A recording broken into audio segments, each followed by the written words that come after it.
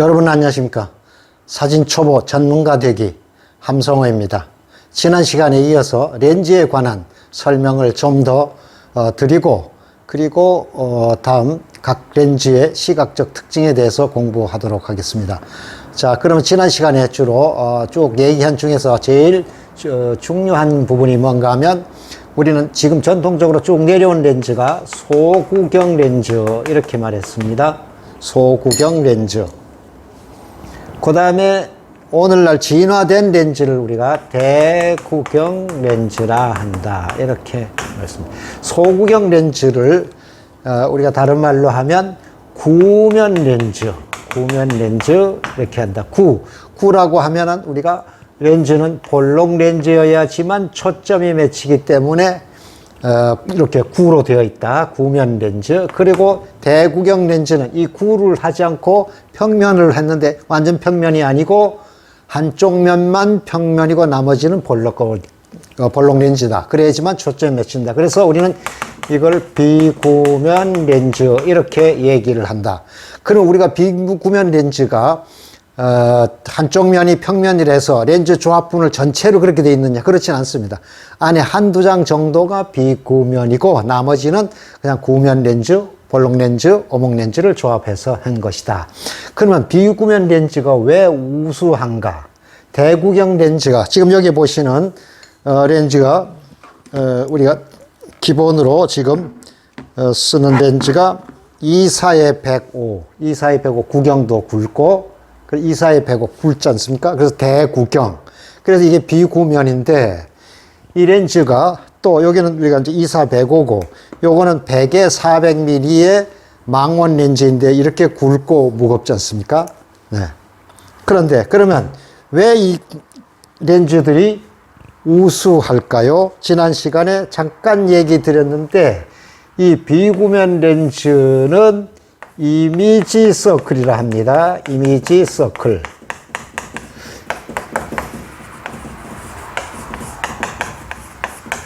이것이 크다. 크게 쓴다. 이 말. 이미지 서클이 뭔가 하면 여러분들이 뭐 또 찾아보시면 알 수 있지만 자, 소구경 렌즈는 그림으로 하면 옆으로 보면 여기 보시는 것처럼 소구경 렌즈는 이렇게 가늘지 않습니까? 자, 그러면 이렇게 가늘게 렌즈를 그림을 한다면 이렇게 돼 있다. 그러면 대구경 렌즈는 이렇게 굵게 돼 있잖아요. 굵게 이렇게 굵게 돼 있으니까 그림을 하면 아마 과장을 하면 만약 이렇게 얘기를 한다. 요걸 우리가 이렇게 위에서 내려다 보게 되면 각자 내려다 보게 되면 요거는 요만해질 것이고 요거는 어차피 대구경이 커지겠죠. 그러면 이미지 서클이란 뭔가 하면 바깥에 있는 물체를 상을 맺게 할 때 이것을 쭉 들어오는데 여기 가장자리까지 다 쓰는 것입니다. 바깥 부분으로 빛이 바깥 부분 렌즈의 끝부분까지 해서 결국 요 안에 자스트로 이렇게 쓰는 것입니다. 그러니까 우리가 렌즈에는 뭐가 있다고 그랬습니까? 구면 수차, 색수차가 있다고 그랬어요. 그럼 바깥으로 많이 나가서 꺾을수록 오차가 더 많이 생긴다. 그런데 대구경 렌즈는 뭐냐 하면 렌즈를 크게 만들어서 꺾이는 부분이 아까는 자스트로 썼는데 요거는 여유있게 안쪽으로만 쓰는 거예요. 중심 부위에 거의 가깝도록. 그러니까 꺾이는 수차, 구면 수차가 줄어들겠죠. 그걸 위에서 내려다보면 요 안에 요만큼만 따서 쓰는 거예요. 그러니까 꺾임이 또 색수차가 극소화되도록 쓰게 되는 것이죠. 그러니까 우수할 수밖에 없습니다. 성능이 뛰어날 수밖에 없다. 그래서 소구경 렌즈와 대구경 렌즈의 기본적인 우리가 차이점은 첫 번째, 가격이 일단은 이게 고가이죠. 고가인데 우리가 보통 일반적으로 비싸다 이러는데 실제 고가를 말하는 거잖아요. 그런데 그만큼의 가치가 있는 것입니다. 한번 사면은 뭐 오래도록 대를 물려도 괜찮으니까 그럴 정도로 좋은 성능을 갖고 있고, 그 다음에 소구경 렌즈는 대신 좀 더 저렴하기 때문에 보다 많은 사람들이 그 소유해서 사용할 수 있는 그런 좋은 점이 이제 있습니다. 그러면 이렇게 소구경 렌즈, 대구경 렌즈, 이거를 구면 렌즈, 비구면 렌즈를 한다. 그럼 비구면 렌즈를 회사마다 이름을 달리 붙이고 있습니다.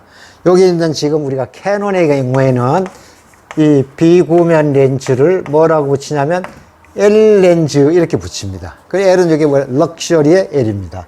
그 다음에 니콘의 경우에는 이거를 ED 렌즈, 이래서 렌즈마다 ED라 붙여 있고, 그 다음에 라이카 카메라 같은 경우에는 앞에다가 아포 무엇 이렇게 씁니다.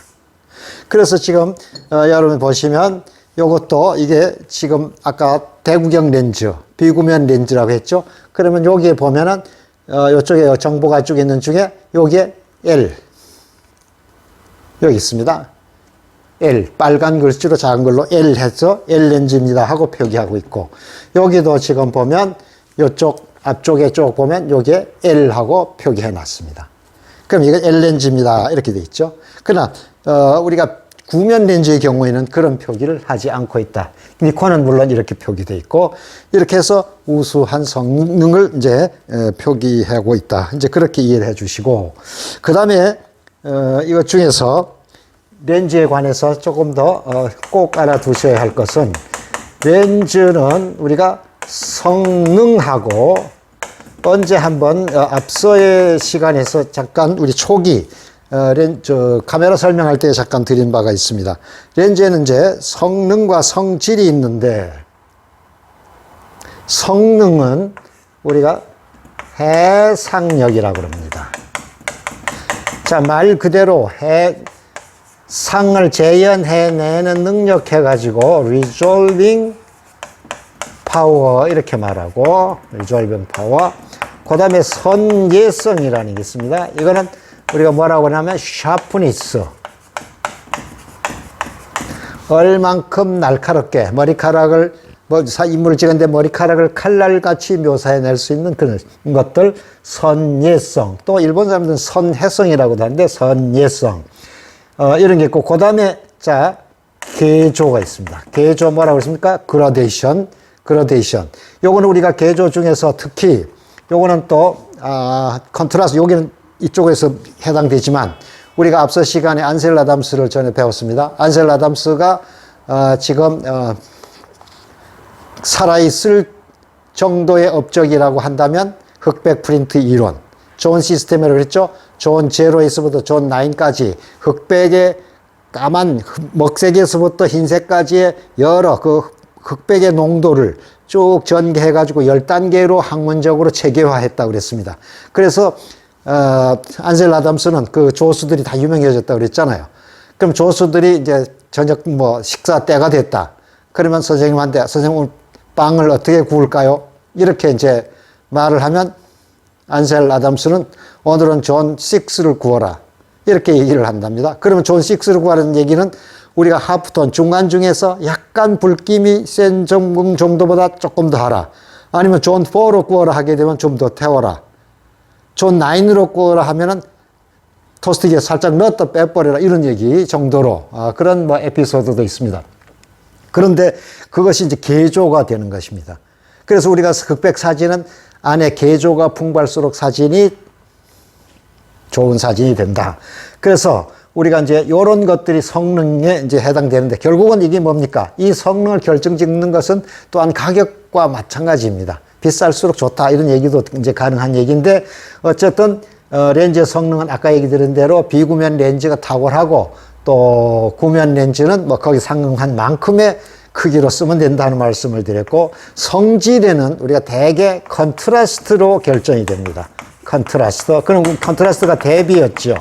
그러니까 이게 렌즈의 성질이 그래서 강하냐, 그래서 하드하냐, 강성이냐, 컨트라스트가 강한 렌즈냐, 또 중간 정도 되느냐, 아니면 소프트하냐, 연성이냐, 부드러우냐, 이렇게 돼 있습니다. 그래서 우리가 카메라를 이제 여러분들 이제 종류별로, 저는 이제 소형 카메라는 거의 다 써봤습니다. 그 중에서 제일 렌즈가 강한 것이 쪽에 들어가는 것이 니콘이었습니다. 니콘. 그 다음에 중간 정도가 우리가 이제 캐논 정도 되고, 연성은 우리가 라이카 정도, 아주 라이카가 연성에 해당되고, 여러분 지금 뭐, 우리는 이제 포토샵으로 흑백 이론을 아까 말씀드린 안셀 아담스 이론도 지금 포토샵에다가 그대로 적용해서도 써도 된다.